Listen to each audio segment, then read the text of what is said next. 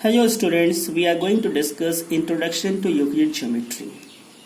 Geometry, Geo, the meaning of geo is earth, metrine, to measure. Geometry originated in Egypt as an art of earth measurement. Euclid is known as father of geometry. Euclid's definitions. A point is that which has no part. A line is breadth yes length, means you can extend it to infinity. The ends of a line are points.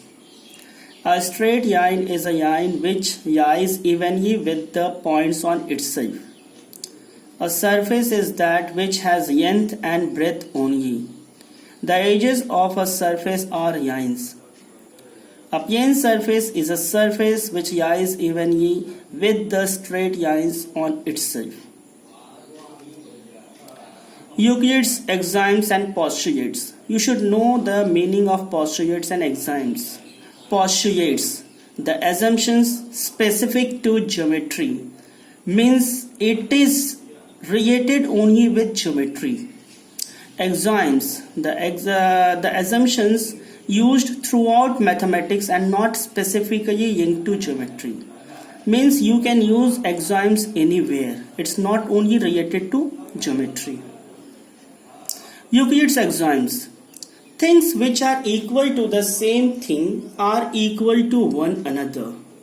That is, if A is equals to C and B is equals to C, then in both the side you can see they have got the same result. So we can say A is equals to B.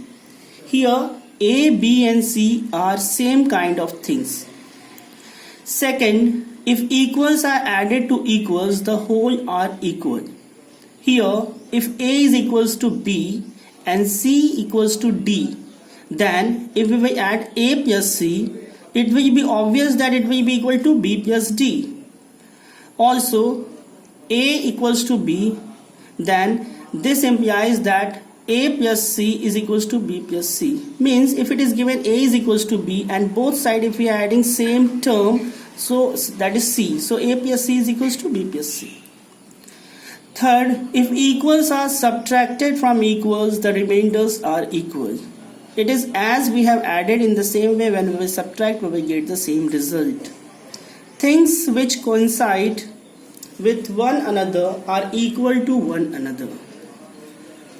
The whole is greater than the part. The complete apple will be greater than 1/4 of it. Already you have studied fraction. So here one example is given. If A is greater than B, then there exists C such that A is equals to B plus C. Means A is equal to sum of B and C. So it means that A will be individually greater than B and A will be individually greater than C. Things which are double of the same things are equal to one another.